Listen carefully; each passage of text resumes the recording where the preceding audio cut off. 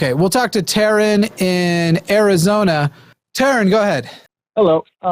Just quick FYI, my mom just passed, and she firmly believed that we were alone in the universe when you were talking about that earlier.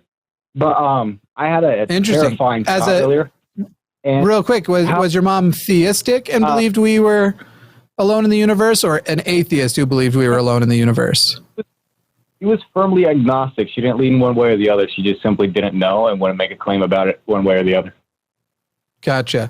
I feel like anytime I watch those like things that just try to make a human understand the scale of the universe, even though it's impossible, our brain simply can't conceptualize it. But every time I watch those, it almost feels arrogant to even suspect that we are the only. We're a product of chemistry, and the idea that chemistry only happened, here compared to how large the universe is seems unlikely. But I won't argue with your dead mom. Yeah, no, I feel the same way when it comes to evolution and people denying it. Just I think they simply don't understand. Think they don't understand the scale of time. But sure. the onto my point earlier. The thought that I had, how familiar are you with human history and natural disasters and people's way to cope with it? I don't know. I can't even. I read books sometimes, right now, but it's mostly about American history. Well, I love to study world history and the way it interacts with human behavior, such as the 1800 tsunami, the rogue wave that hit Japan. And they couldn't figure out where it came from. It came from the northwest of the United States, the Cascadia fault line. Well, now the United States is facing potentially two completely devastating natural disasters that would make Katrina look like a sneeze. The West Coast could be annihilated, and so could the East Coast. And I'm wondering, between Cascadia and La Palma, the landslide that will wipe out the East Coast, and Cascadia that will wipe out the West Coast. What do you think religion will play when those two events will happen? Because we're talking. I don't know. It's such a specific question that is in like almost impossible to predict. Are we talking about a situation where both coasts have gone at the same time? Because we're talking about things that could be thousands to millions of years apart. Are we not? Yeah, because Cascadia is predicted to happen possibly within our lifetime. There's a 33% chance, last I heard. And then La Palma could happen within the next 1,000 years. So that's still a huge, huge difference. But let's just go with Cascadia, because every time Cascadia off, San Andreas goes off. So what I'm going to do is just grant the premise without actually saying I am certain you are correct on any of these. I'm going to charitably grant the premise and to basically just say okay, let's assume that this is correct. And I just really feel like if there was something that said the West Coast is going to be annihilated in our lifetime, that we would be talking about it way, way, way more, but maybe we wouldn't. Maybe we are that stupid as a country and as a world. And, I never underestimate the stupidity of humans. As far as religion goes, it'll depend on the Sorry, go ahead.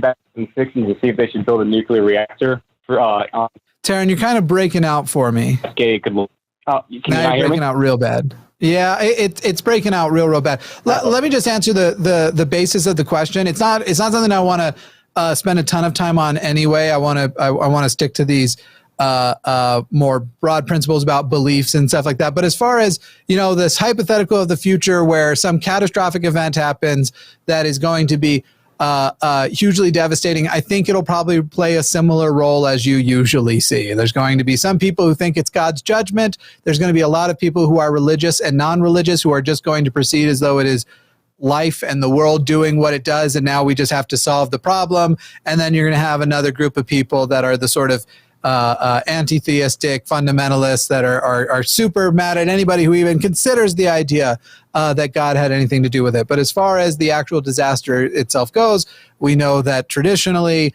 during disasters, local populations tend to unify more. Humans tend to treat each other a little bit better. That's not going to mean those fringe groups aren't going to exist.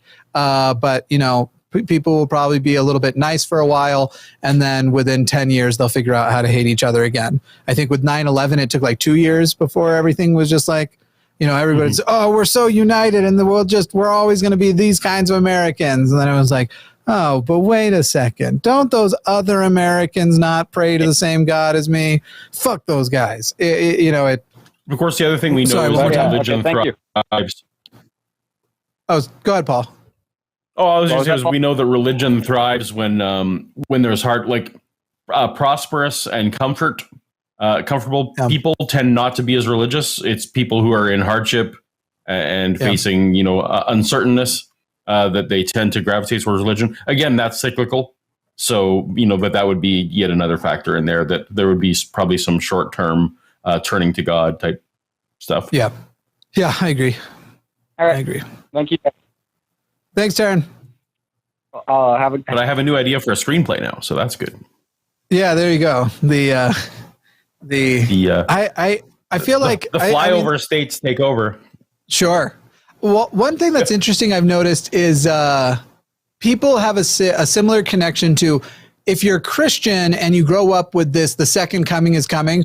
Obviously, like, I'm sure you've seen it. Most people think that the second coming is happening in their lifetime. Of course. Would you say yes. that? Yeah, that's accurate. That's yes. Every decade I've lived in, that's the decade when it was going to happen for sure. Yeah. Yeah. And then I feel like there's a secular version of that is pretty common and pretty popular, which is Yellowstone is going to blow in my lifetime. The asteroid that killed the dinosaurs is coming back. That's not how asteroids work, but it never left. But, another asteroid or the San Andreas fault, because I learned that fault exists from a Grand Theft Auto game. So that definitely is going to get that thing's fucked. It just seems like, and for all I know, this wasn't a criticism of the last caller, maybe as some research and stuff, but I feel like I have noticed a secular version of that. But then at the same time, I'm sitting here going like, super hurricanes are going to kill all of us. Like, climate change is happening at such a rapid rate. I just think about how, like, Hurricane Ida just happened, right? And it hit Louisiana, and we're like, well, that's Louisiana gonna Louisiana. It's under sea level against the ocean. Right. You put a hurricane there, there's no way to get out of devastation. And so we're like, man, that sucks. Let's do the things and help. All right, good enough. We got a plan. No, we didn't really, because they're still out of power and stuff in a lot of places down there. But it's like, all right, we're implementing a plan because it's Louisiana. And then like 4 days later, we're seeing these images of New Jersey flooding and Pennsylvania flooding and this intense, horrible storm. And it's like, oh my God, did they get hit by a hurricane also? And they're like, not also, it was the same goddamn hurricane. Hurricane Ida was strong enough that by the time it went from Louisiana to New York, it put entire subway systems underwater. Like, anyway, so I'm enjoying doing this live call-in show as we all wait for the inevitable end. And I am 100% one of those people guilty of what I just said, where I'm like, we're definitely all going to die from climate change. Like, what are we talking? Like, if there isn't a giant fascist versus socialist war coming, which seems like across the world is starting to form too, like, yeah, we're all going to die. Anyway. We need our own mark of the beast to signal things, I guess. There we go. That'd be great. Climate change mark of the beast would be great. Yeah.